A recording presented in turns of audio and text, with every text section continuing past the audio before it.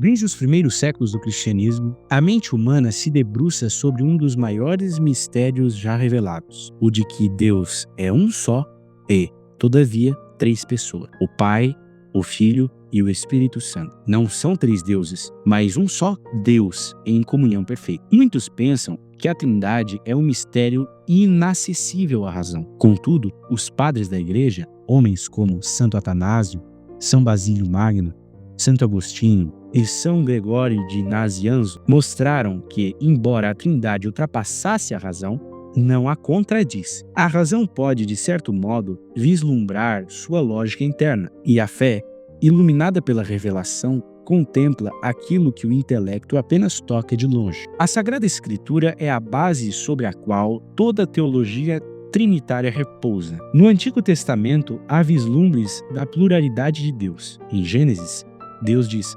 façamos o homem à nossa imagem e semelhança. Não se trata de plural majestático, pois nenhum outro povo semita o usava assim. É o primeiro eco da comunhão divina. Depois, os profetas falam do Espírito de Deus que paira sobre as águas, Gênesis 1, 2, e do verbo que sai da boca do Altíssimo, Sabedoria 9, 1 ao 2. No Novo Testamento, o véu é rasgado. No batismo de Cristo, o Pai fala do céu, o Filho é batizado e o Espírito Santo desce em forma de pomba. Três manifestações, uma única ação divina. E no fim do Evangelho, o Senhor ordena: ide e fazei discípulos de todas as nações, batizando-os em nome do Pai, e do Filho, e do Espírito Santo.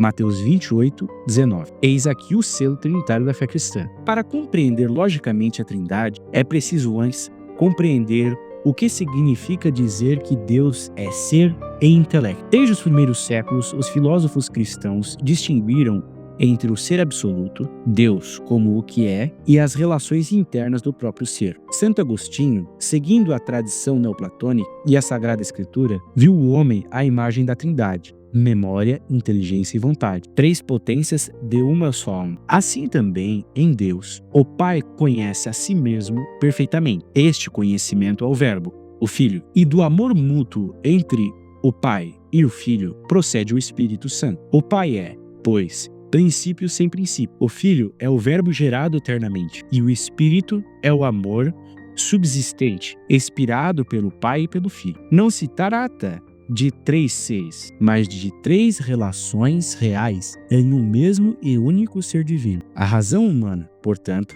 reconhece que, se Deus é perfeitíssimo, deve haver em si mesmo o ato de conhecer e de amar. E se o ato de conhecer é tão perfeito que é o próprio ser do conhecido, e o ato de amar é tão pleno que é pessoa, temos logicamente a estrutura trinitária: pensamento, palavra e amor, Pai, Filho e Espírito Santo. Os padres não buscaram reduzir o mistério a um silogismo. Pelo contrário, mostraram que a razão humana pode separar o terreno da fé. Santo Atanásio escreveu que negar a divindade do Filho era destruir a própria noção de Deus, pois o Pai sem o Filho não seria Pai. São Basílio Magno dizia que o Espírito é o vínculo de unidade entre o Pai e o Filho, a comunhão viva da Trindade. E Santo Agostinho concluiu: vês a Trindade, se podes ver o amor. A lógica da Trindade, portanto, é a lógica do amor. O amor exige alteridade e comunhão. Deus é um, porque é amor perfeito. É trino, porque o amor só existe na comunhão de pessoas. Eis o sentido supremo da existência humana.